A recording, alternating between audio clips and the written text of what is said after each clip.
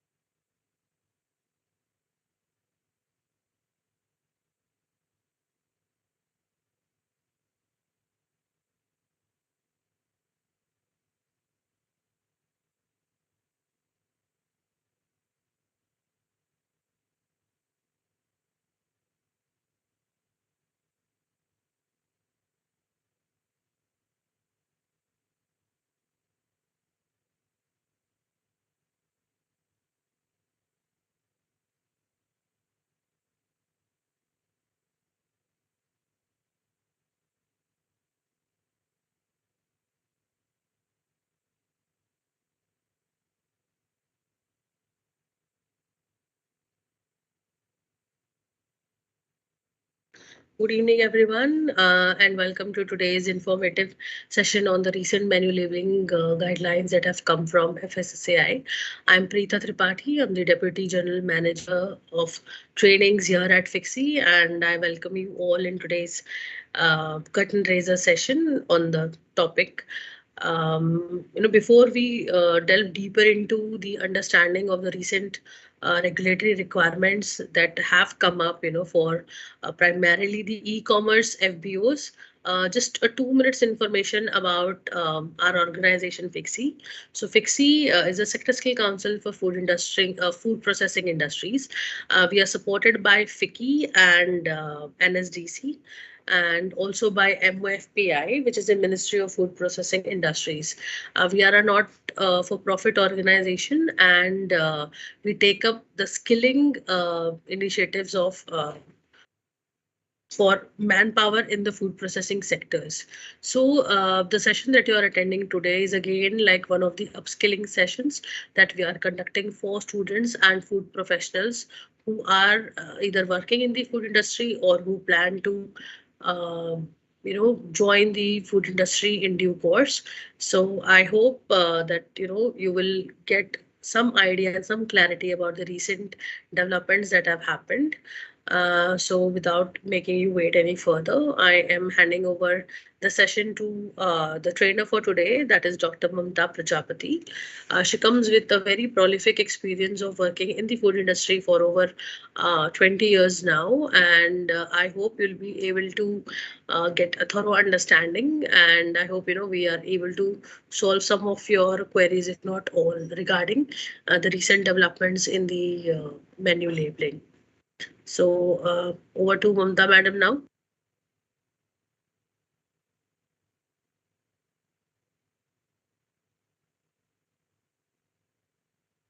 Good evening, participants.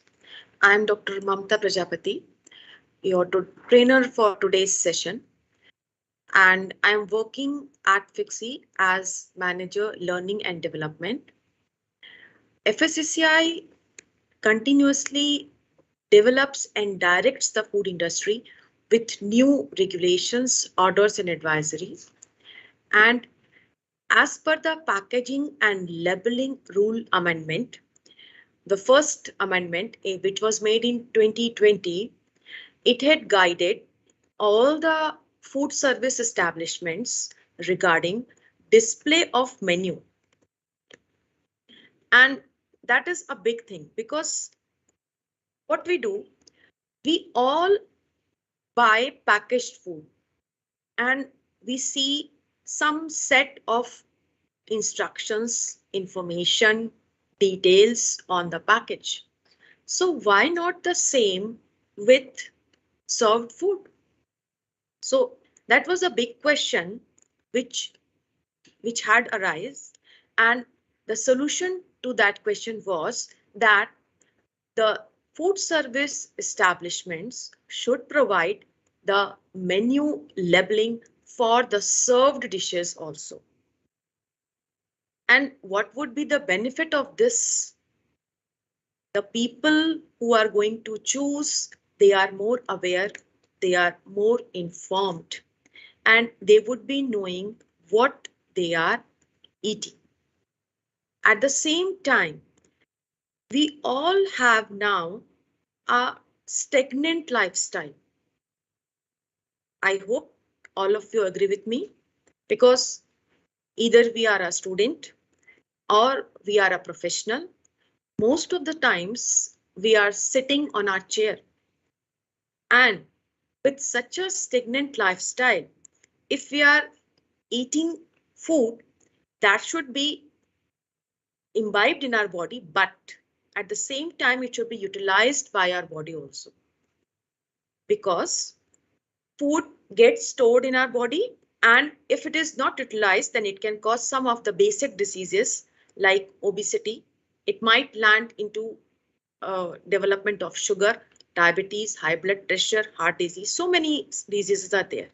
So to just restrict such type of uninformed food consumption, FSSAI had directed the all the food service establishments for menu labeling.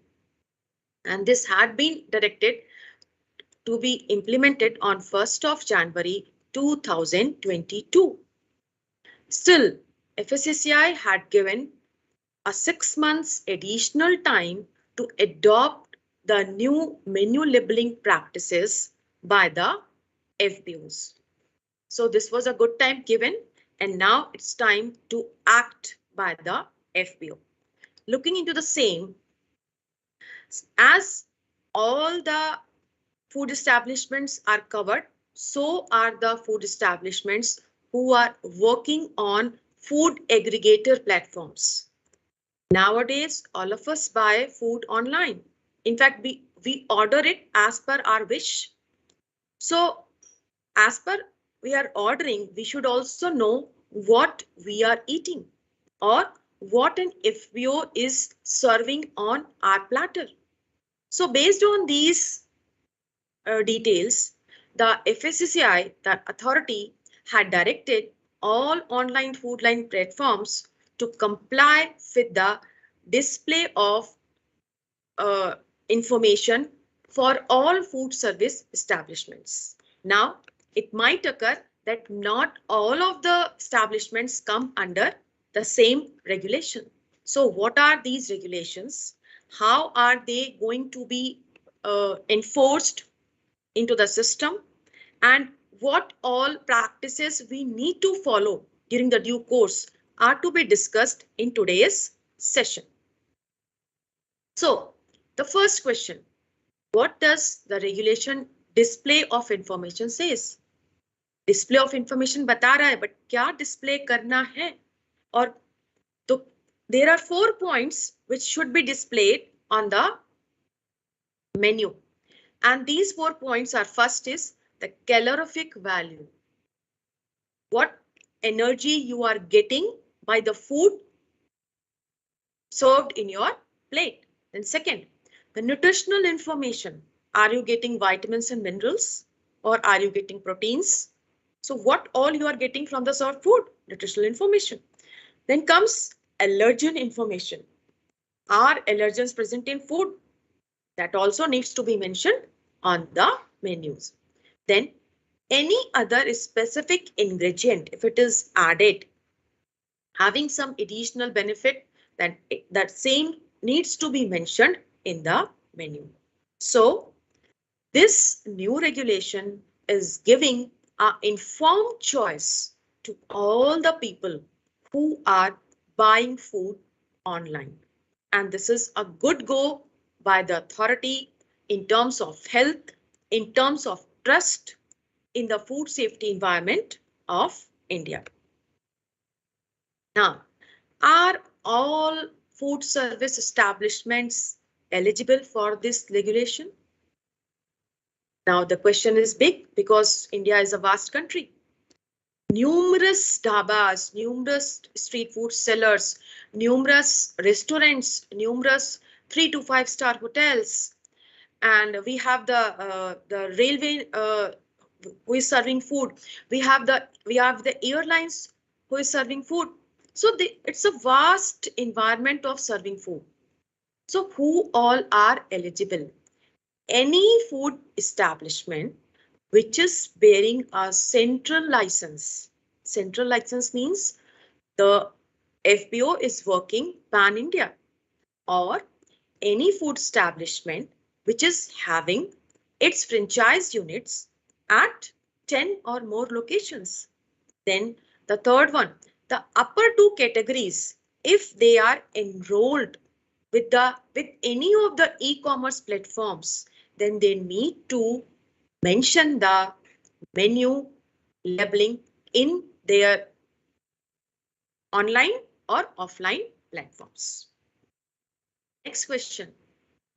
Then we have said the central licensed body are there with the regulation. Going deep into this, all 5-star hotels, they are centrally licensed, so they come under the ambit of these regulations. Then state license holders, but having an outlet at more than 10 places or 10 locations within the state, they are also bound to follow these regulations. Then comes any of the restaurants which are having central license, means they are operating pan-India.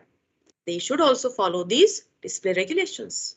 All the clubs, canteens, or any type of restaurants, again having state licenses at more than 10 outlets or 10 locations, come under these regulations. Any of the itinerary caterers, may it be flight, may it be railway, they bear the central license. So they also need to follow the display regulations regarding menu labeling. The central government canteens, which are serving foods at different institutions, they also need to follow such regulations. All cloud kitchens or dhabas or any of the eateries that are having they are having state licenses, they need to follow the menu labeling. And if any of the above 7 categories, they are working with the e-commerce platform or any food aggregator online, then they directly come under the ambit of these regulations. Some of the food service establishments, they are exempted. So who are they?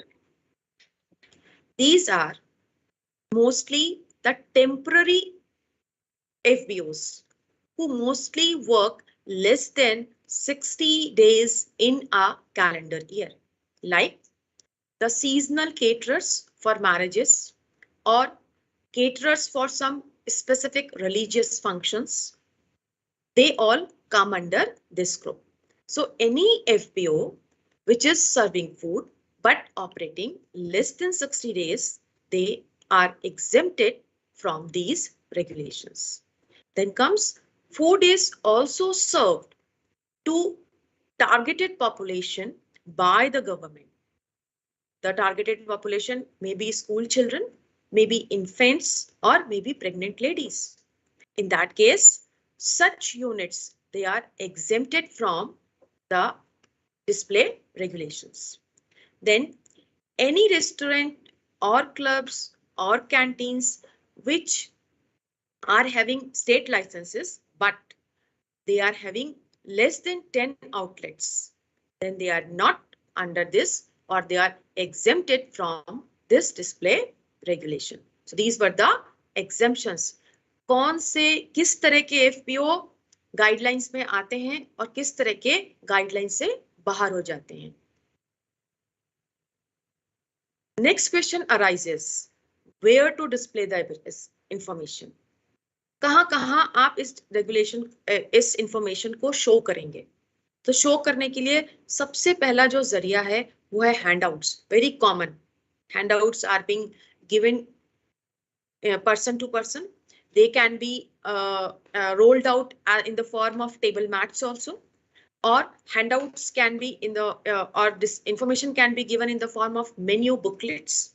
Then it can be given on the website of the organization, or it could be any digital application like mobile app, and any advertisement. It may be on digital or on printed matter. At all such points, the information regarding the display of menu should be mentioned. Now, this display regulation also says that you need to display the calorific value on the any of the portals which we are discussing right now. Then you need to display any of the allergens which are present in food. You also need to display the nutritional information of the food which is being served on the platter. And at times, if you have added some specific ingredient regarding any of the health claim, that should be discussed.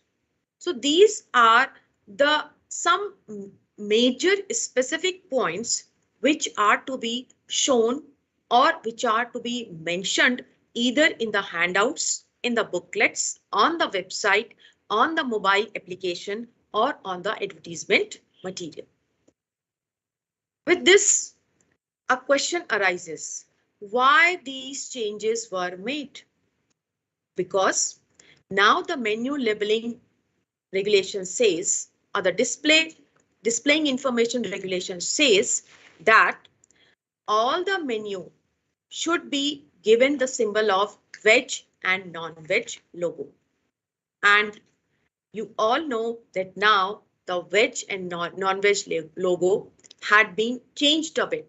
And the change is the veg logo remains the same with a green circle surrounded by a square.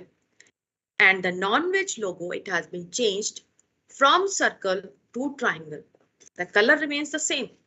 The color of the triangle is still brown or reddish brown surrounded by a square. But what was the need to change it?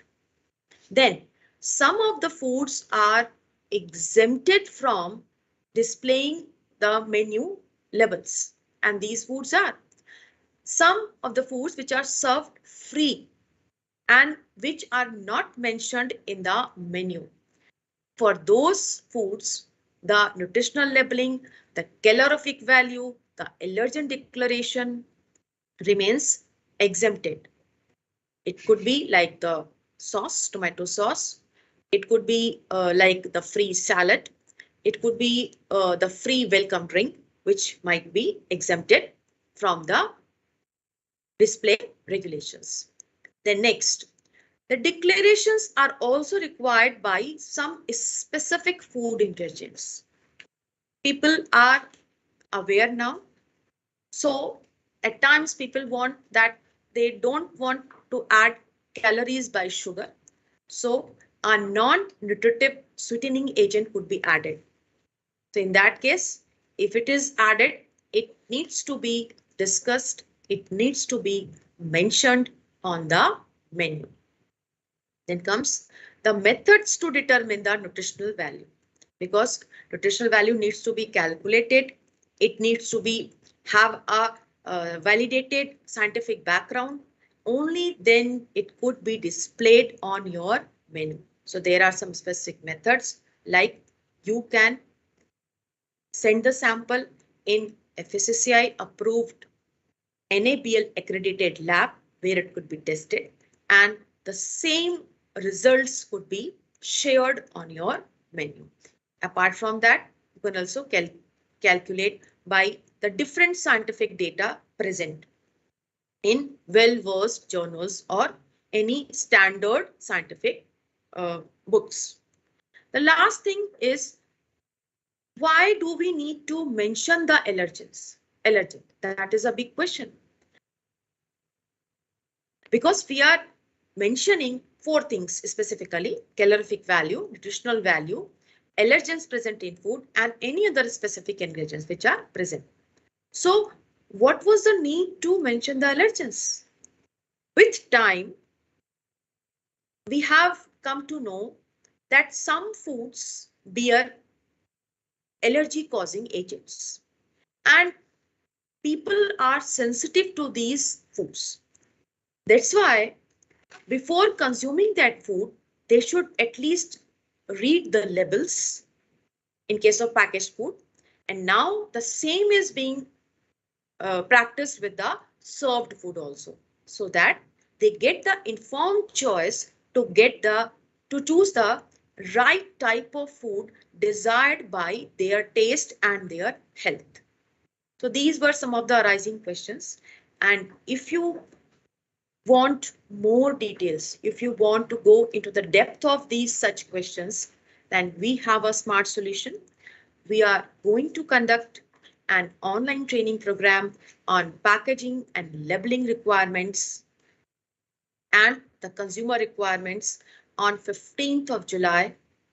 So you can go on the give mentioned link. The link is also being pasted in the chat box. Register yourself and have the benefit to gain more knowledge on this topic. So FICSI is going to organize this program on 15th of July 2022. And with this, the session is open for question and answers. You can write your questions in the chat box.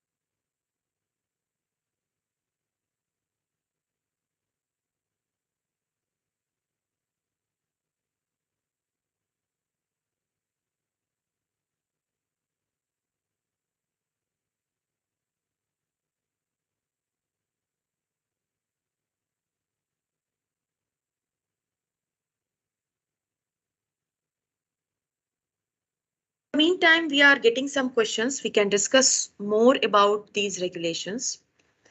Like as we said that allergen declaration is mandatory for the served food. What we what are allergens? That is a big question. So as per the packaging and labeling regulations and as per the food product standards, FSSAI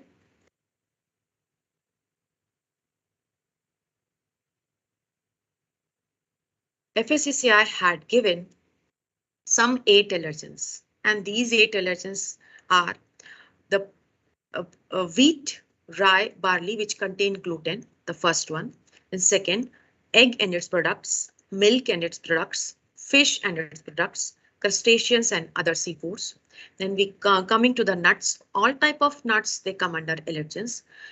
Moving ahead, soya bean and peanuts also come under allergens, and sulfite, though it can occur naturally, as well as it can be added to food in the form of potassium metabisulfite or sodium metabisulfite.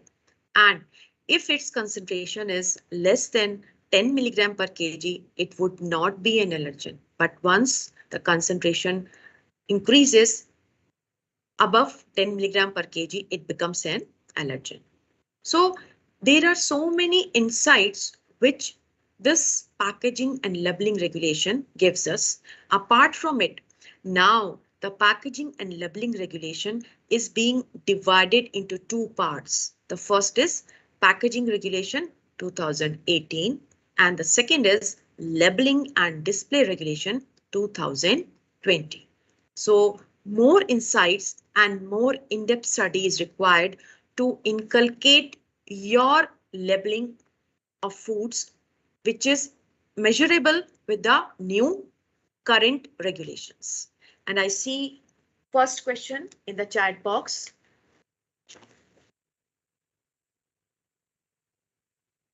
Okay. Miss Kiran. Miss Kiran is asking that one of the main problem SHG self-help groups facing are with respect to packaging. Your question is not clear, Ms. Kiran. Please share what problems you are facing, exactly what problem you are facing. You can write again and we can take this. Okay, Mr. Varun is asking, are these applicable? Okay, again the same question to value added foods made by women SHGs. If it's packaged food, then surely labeling and display regulation 2020 is applicable. Okay, and if it is served food, then display regulations which are mentioned in today's topic are applicable. Can we use technology like augmented reality to showcase the details of any food product? Yes, surely. Can use the pictures to showcase the products.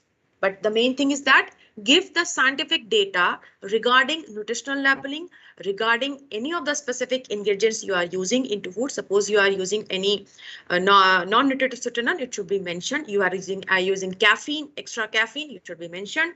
You are using some plant stenols, it should be mentioned.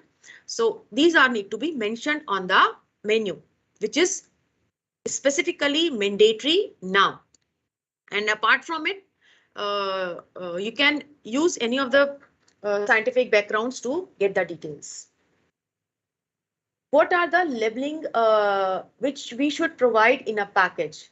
This question is by Mr. Balbhadra Senapati. Actually, there are some 12 parameters which needs to be mentioned on the label. The first one is like the FICSI logo along with the license or registration number, whichever you are applicable. Then second, the address, complete address of the manufacturing unit. Then third, the declaration regarding veg and non-veg, declaration regarding allergens, then the product shelf life, customer care number, its MRP at one place. It should be at one place. That is the need of the hour. Now it's mandatory to mention the shelf life of the product in terms of use by or expired by. It is mandatory now. So you can't write only best before and go on. You need to mention its exact use by or expired date. Then apart from this, you need to mention the ingredient details. Then you need to mention the nutritional labeling. And if you are mentioning any health claim, then the same is need to be given on the label. And apart from these, if you are adding any specific ingredients which are to be taken by specific group of target population, the claim should be mentioned there. So these are some of the requirements, and if you want in-depth knowledge about such declarations or such parameters which are to be present on the label, then you can surely join our packaging and labeling workshop, which is going to be conducted on 15th of July 2022. So participants, I hope you enjoyed this session, and we are eagerly waiting for your registrations.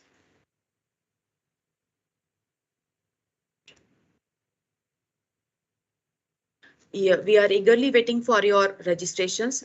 Please put your email ID in the chat box to get the certificates, because if you are not giving the email IDs, you will not be able to get the certificates.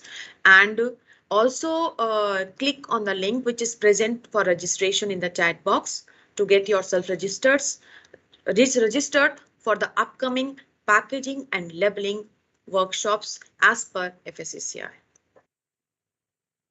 I'm seeing one more question on the screen by Mr. Kiran, by Miss Kiran. With respect to packaging, are there any technology transfer or training provided by SHG to FICSI? What we can do is we can give the packaging training as per your requirement, what you want, what if you need to train your workers as per like food safety, hygiene, what they need to follow during packaging conditions, or what type of packaging you need to use, that can be hand-holded and the training could be given. So FICSI works with the different type of training requirements as per your parameters, but they are mostly related to the food safety and hygiene conditions which are given by the authority, that is FICSI. Again, I'm seeing one more question on the screen by Mr. Tikam Singh. Can you provide marketing strategy workshop to FBOs and SSGs?